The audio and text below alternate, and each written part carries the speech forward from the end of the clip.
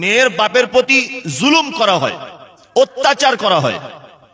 আমি যদি পণ প্রথা নিয়ে বলি, তাহলে এখানে তো বিয়েতে কেউ টাকা পয়সা নেয় না, উত্তর দিনাজপুরে নেয়, তাহলে ওদের কাছে আমি খারাপ।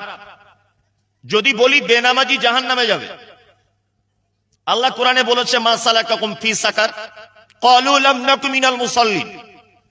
একজন জাহান্নামীকে জিজ্ঞাসা করা হবে তুমি কেন জাহান্নামে এসেছো? ওই ব্যক্তি তখন বলবে আমি জাহান্নামে এসেছি একটা কারণে, সেটা হচ্ছে আমি মুসাল্লি ছিলাম না, নামাজি ছিলাম না। তাহলে নামাজিদের থাকার জায়গা কোনটা? জাহান্নাম। তাহলে এখানে যারা বসে আছে সবাই 5 ওয়াক্ত নামাজ পড়ে না, পড়ে না। তাহলে এখন বেনামাজিদের ব্যাপারে বললেও বিপদ। আমি বলবো কার ব্যাপারে, এটা আপনারা বলে দেন। স্টেজে ওঠার আগে বেশ 2-3 জন হলো, মৌলানা এই ব্যাপারটা একটু বলবেন না, এইটা একটু বাদ দিয়ে বললেই ভালো হয়। তা আমি বলছি আমি সবই যদি বাদ দিয়ে বলবো তা আমি বলবো কি? হ্যাঁ, শুনুন একটা কথা বলি। সব থেকে বড় ভাই, আপনারা বসে যান, কোরআনের মজলিস বসুন, ভালো লাগবে। আবার যখন ভালো লাগবে না চলে যাবেন, কিন্তু দাঁড়িয়ে থেকে কোরআন শোনাটা ভালো লাগবে না। আপনারা বসে পড়ুন, বসে পড়ুন, চলে যাবেন যখন ভালো লাগবে না চলে যাবেন, অসুবিধা নেই। ভাই আপনি বসতে পাচ্ছেন না মানে আপনার কপাল খারাপ, আপনি কোরআনের মজলিসে বসতে পাচ্ছেন। আর কোথায় বসবেন বলুন? আর কোথায় বসবেন আপনারা বলুন? এর থেকে তোর ভালো কোনো জায়গা নেই। বসে যান, বসে যান, বসে যান।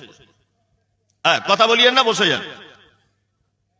তাহলে আমি যে কথা বলছিলাম, আমি আল্লাহ রাব্বুল আলামিনের পক্ষ থেকে এবং মুহাম্মদ সাল্লাল্লাহু আলাইহি ওয়াসাল্লামের পক্ষ থেকে আপনাদেরকে আমি দুটোর একটা বলে দিতেই হবে।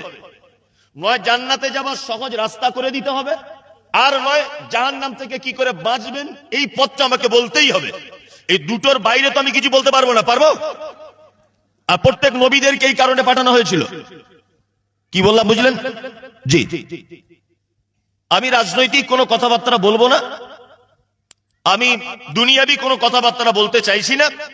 আমি একেবারে পবিত্র আল কোরআনের ভিতরে চলে যাব। পবিত্র আল কোরআন দিয়ে বলার নেই। কি বললাম বুঝলেন? আমার আর কিছু বলার নেই। তাহলে আপনি আবার উঠে চলে যেতে পারেন, আপনার ব্যাপার।